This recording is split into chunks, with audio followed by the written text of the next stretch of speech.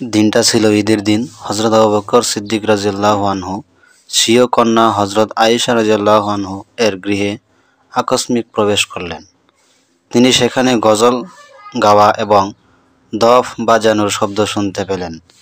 তিনি তৎক্ষণাৎ গৃহের বারান্দায় চলে এলেন।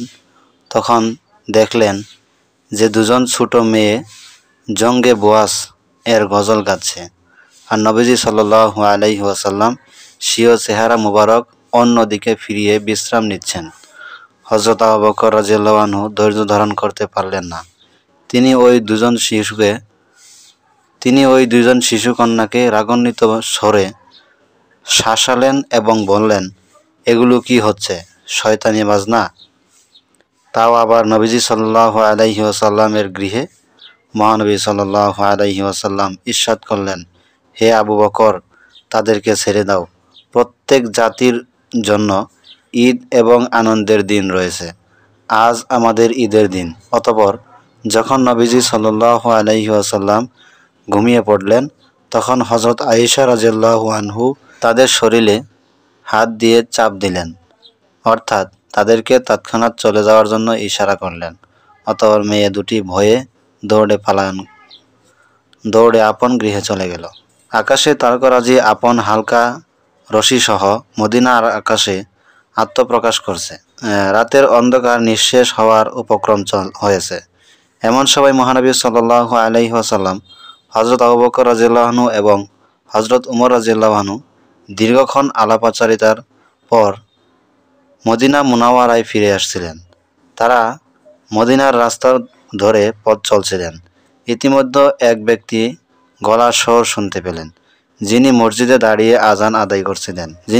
দাঁড়িয়ে নামাজ আদায় করছিলেন। নবীজি সাল্লাল্লাহু আলাইহি ওয়াসাল্লাম তার তিলাওয়াত শ্রবণ করার জন্য দাঁড়িয়ে গেলেন।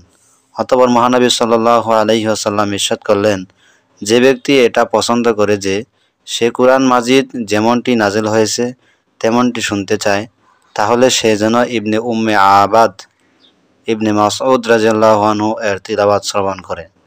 নামাজ শেষ করে হযরত ইবনে মাসউদ রাদিয়াল্লাহু আনহু বসে গেলেন এবং দোয়া করতে শুরু করলেন। তখন নবীজি সাল্লাল্লাহু আলাইহি ওয়াসাল্লাম ইরশাদ করলেন, তুমি চাও তোমাকে দেয়া হবে, তুমি প্রার্থনা করো, তুমি প্রাপ্ত হবে। অতঃপর সকলে নিজ নিজ গৃহে প্রত্যাবর্তন করলেন। হযরত আব্দুল্লাহ ইবনে মাসউদ রাদিয়াল্লাহু আনহু নিজ গৃহে ফিরে এলেন।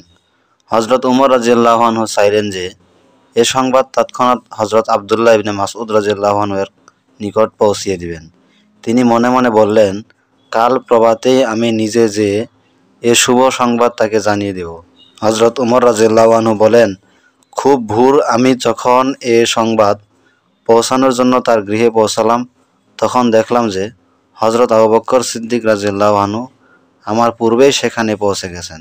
সুতরাং তিনি তাকে এ সংবাদ শুনিয়ে দিলেন। আল্লাহর শপথ, যখনই আমি কোনো নেক কাজে তার সাথে প্রতিযোগিতা করেছি, তিনি জিতে গেছেন আর আমি হেরে গেছি।